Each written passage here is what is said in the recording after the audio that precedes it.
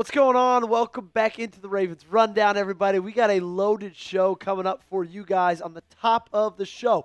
We're going to get into some huge NFL news that came out this morning that directly impacts the Baltimore Ravens. After that, we got to talk about some injury news with Kyle Van Noy and Marlon Humphrey. John Harbaugh cleared up some things earlier today. And then on the back half of the show, make sure you don't go anywhere because I've got a stat about Lamar Jackson that you would not believe. And if you're a Lamar Jackson fan, as I hope you are, it's going to absolutely fire you up. It's on to week 3, which means we got a brand new sub battle going on with Lions Talk. They're currently up 14 subscribers, 61 to 47. We still got 7 days till that Monday Night Football game kicks off, but I need you guys to help me out right now by hitting that sub button.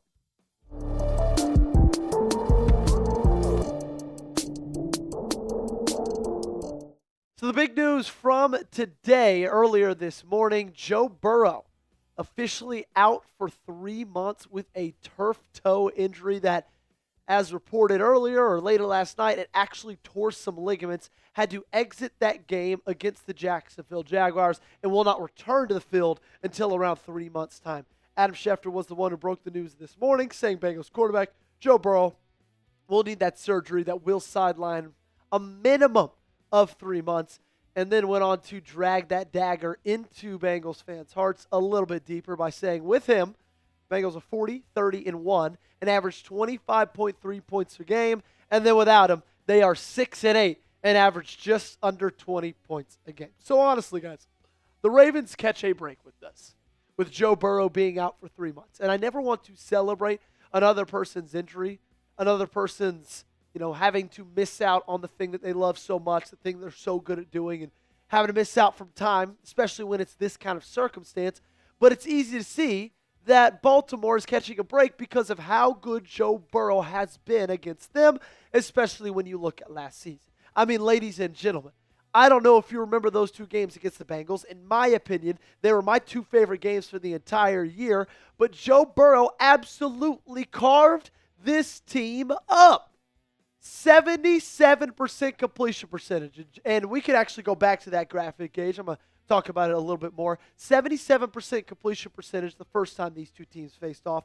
Just under 400 yards, 5 touchdowns, 137 rating. Then 5 weeks later, 428 yards, 4 touchdowns, no interceptions. He threw for over 800 yards, 9 touchdowns with only 1 pick against Baltimore in 2024. Absolutely tore them up. Now, this secondary and this defense, I believe, we don't know for sure yet, is better than it was last season. And last season's defense took a massive turn in the right direction after they played Joe Burrow, the Bengals, in Week 10 and really kind of, righted the ship again. But still, Joe Burrow was able to dominate this team. The good thing was you had Lamar Jackson. And just as bad as Baltimore's defense was, Cincinnati's was even worse. And so Lamar Jackson's the reason you won those 2 games. Not because of your defense, not because of what you were able to do defending Joe Burrow. It was because of what Lamar Jackson was able to do against Cincinnati and against their defense. Do you think the Ravens are going to sweep the Bengals this year? Give me a yes or a no in the comment section down below. Will the Ravens go 2-0 against Cincinnati? Let me know your answer right now in the comment section. So coming up, the first matchup for Bengals Ravens is going to be November 26th, Thursday night football on Thanksgiving. It's going to be a home matchup. And then you play them later, December 14th, just about 2.5 weeks after that game. And that one's a noon kick on the road. So the tweet earlier from Adam Schefter said that he'd be out at least for 3 months. So that means just around that second matchup, right? But also the thing is, if Cincinnati's out of it by then, like if December 14th rolls around, let's say it does, and let's say Joe Burrow somehow is magically fully healed. Like if they're already out of the division race, out of the playoff race, I would not be surprised to see him not be playing in either of those games, okay? Cincinnati, they're a lot better when they've got Joe Burrow at the helm, right? We know that they're able to beat anybody, okay? We know that they're able to beat you with Joe Burrow. And so, hopefully, if they're out of it by then, and he's not playing, or if he's still, on the back burner, on the bench, and he isn't playing, then I think that's a good thing for you and your squad. Because this is going to impact also the AFC North race. That's going to be a big, big thing, that having Joe Burrow out of it is going to be really, really massive for the Baltimore Ravens. Because it feels like you're now kind of just competing against the Pittsburgh Steelers, now that Cincinnati will be without their star quarterback. Right now, I get it. We are 1 week into the season. But Bengals, 2-0. 1-0 in the division. Ravens and Steelers in second place. Ravens in second place because they have a division win. Steelers in third. Browns in fourth. Now it just kind of feels like it's a race between 2 and 3 to win it, if Cincinnati's going to be without Joe Burrow for about 90 to 100 days. Let me know. Who do you think wins the AFC North this year? I still think it's going to be Baltimore. You might think it's somebody different. Regardless, I want you to let me know in the comment section down below. While you're down there, I got to tell you about the awesome sponsor of today's video, and that is our wonderful friends over at PrizePicks. This episode is brought to you by PrizePicks. You and I, we make decisions every single day. But on PrizePicks, being right can get you paid. Don't miss any of the excitement this season on PrizePicks, where it's good to be right. PrizePicks puts their members first. All withdrawals, they're fast, safe, and secure. They also offer injury reboots. If one of your players leaves the game in the first half and doesn't return, PrizePicks won't count it as a loss. PrizePicks invented the flex play, which means you can still cash out if your lineup isn't perfect. You could double your money even if one of your picks doesn't hit. I want to talk about that injury reboot that PrizePicks offers, because it's so awesome, okay? Say this is my PrizePicks lineup for Monday Night Football. Say this is going great. Ladd McConkey at halftime, he already has 80 receiving yards. Say Baker Mayfield already has 2 touchdowns by halftime. But say for some reason C.J. Stroud goes down with an injury in the second quarter, doesn't return. That lineup still wins because you get that injury reboot. So download the PrizePicks app today. Use code CLNS to get $50 in lineups after you play your first $5 lineup. That's code CLNS to get $50 in lineups after you play your first $5 lineup.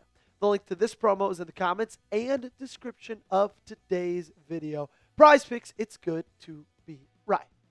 So Jeremy Fowler provided an update on Kyle Van Noy and his injury status, saying Ravens Pro Bowl edge rusher is bracing to potentially miss multiple games due to a hamstring injury he suffered Sunday against the Cincinnati Bengals. And there's no way around it, guys. Like, this is a really big loss. Kyle Van Noy being on the sideline, being on the bench, that's a big loss for the Baltimore Ravens. And it also makes you kind of scratch your head and be like, damn, I wish they would have gone after Jadeveon Clowney a little bit harder. Maybe wish they would have gone after Zadarius Smith a little bit harder. But now that he's out, that is that is Kyle Van Noy, you look who's behind him, who now needs to take that step up. Okay? It's Mike Green time, ladies and gentlemen. Your second-round pick, 59th overall selection. It's time for him to take that next step up and be the player that we all believe that he can be. And that's the thing about Mike Green. I think a lot of us have really high hopes and high expectations for him. And I think we should.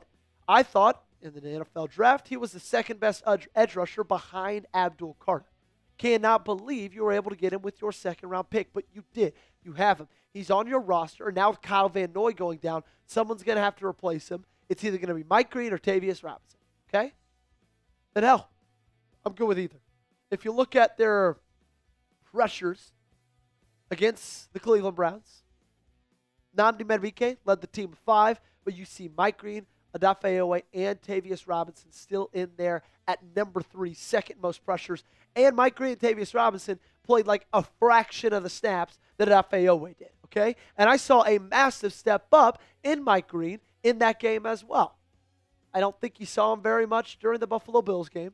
And then during Cleveland, it seems like he was pressuring Joe Flacco, getting back to the quarterback a good bit. Now on to the stat, okay? And this thing is unbelievable. I saw this last night, and I said we got to talk about it on the show tomorrow. Lamar Jackson is currently the all-time leader in NFL history in pass rating at 102.658. He also has the most rush yards in history for a quarterback. And the funny thing is, like, he also has not really played his best football in 2025. Like, he's played well, but I don't think any of us have seen the Lamar Jackson we saw last year so far this year. At the end of the day, guys, we can't take this guy for granted. We just can't. We are so lucky that we get to be able to watch Lamar Jackson play football every single Sunday. Because he proves day by day, week by week, season by season, that not only is he one of the best quarterbacks in the National Football League, but he's one of the best quarterbacks in the history of this game. And I get it. The playoff record. Joey, it's 3-5. I'm going to hear that a ton in the comment section.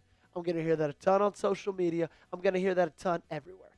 But also, you got to look at the lack of help the guy like Lamar Jackson has gotten when he's in the playoffs. Okay? It's been pretty apparent.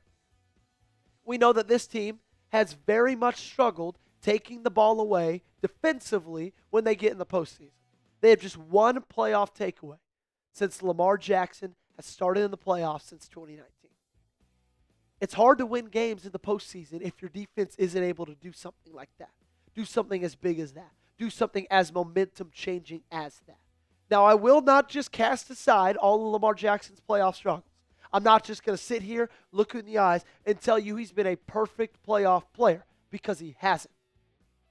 But I am going to look you in the eyes and tell you right now that Lamar Jackson is the most special player in this game. He's doing things that no other quarterback has done in the history of this game. Leading in passer rating and also having the most rush yards in the history of the NFL. Absolutely unbelievable stuff from number 8. That's going to do it for today's show. Make sure you got me on social media at Joey Petersen 8, both on Twitter and on Instagram. Easy to remember. Just my name with an 8 at the end of it for Lamar Jackson. Make sure you subscribe to the channel. Okay, youtube.com/RavensTV. Daily videos, all 100% free. We go live during the week. We go live every single game day. Best place to be if you love the Baltimore Ravens.